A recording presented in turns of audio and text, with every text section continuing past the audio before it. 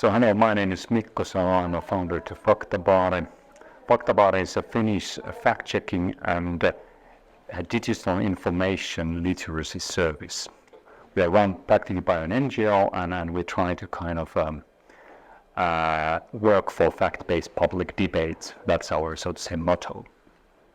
Quali sono le nuove minacce che arrivano dai social media?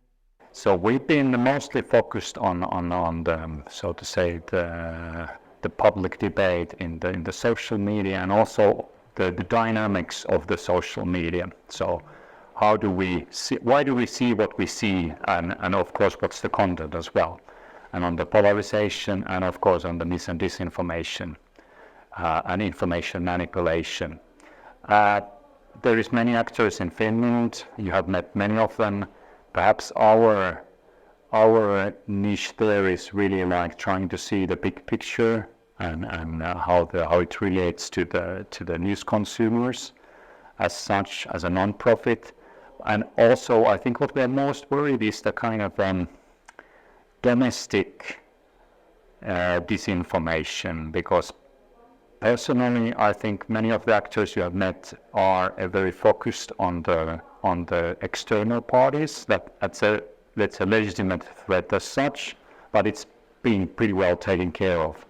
Whereas for the internal disinformation, you need a very diverse journalistic media, you need fact-checking, you need people who understand the dynamics, and of course you need the kind of literacy efforts to explain how the media ecosystem works in the end.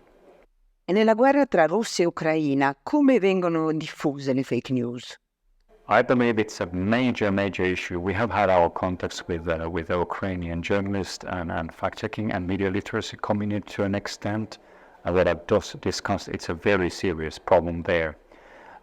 It has spilled over to some extent to Finland as well, but I dare to say not that much, because if we are, let's say, immunized for something, it's probably this conflict, because we know what is happening. We have seen this where people feel very strongly for Ukrainians. I would be much more worried on in the countries that don't have the same attachment, including Italy.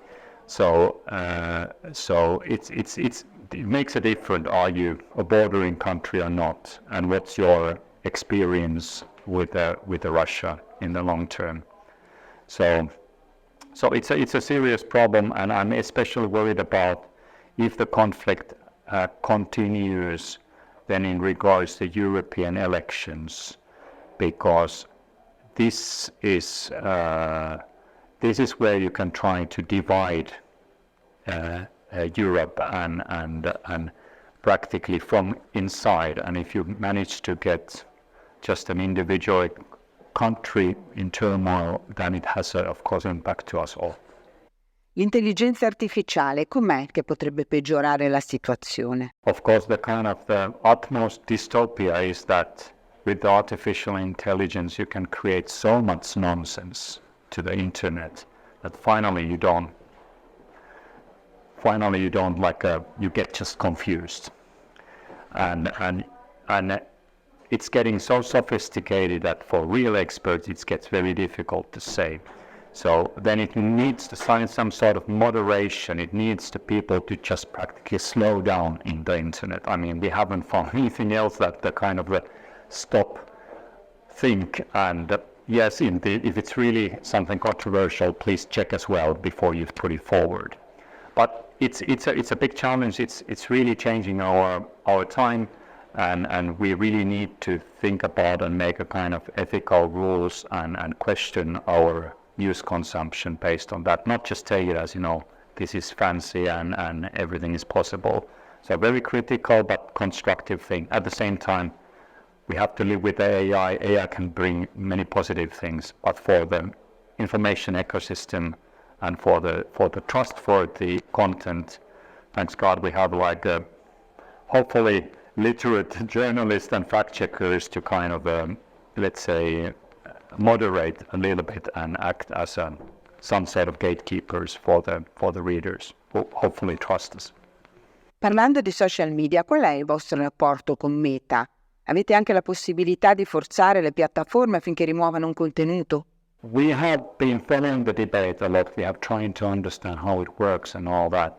We have tried not to make ourselves anyway dependent on these companies, because not that they are evil as such, but I mean their business model is actually causing us a big problem. Whole news industry that has been to some extent also lazy in adapting to the new world, but to the polarizing thing, and especially because of the literacy part. And our fear on that stage is more that because nobody has funding for media literacy and media education, then we kind of externalize the education to these social media platforms, and who would start working against their business model? Nobody do in the business sector. So that's a little bit the twisted problem.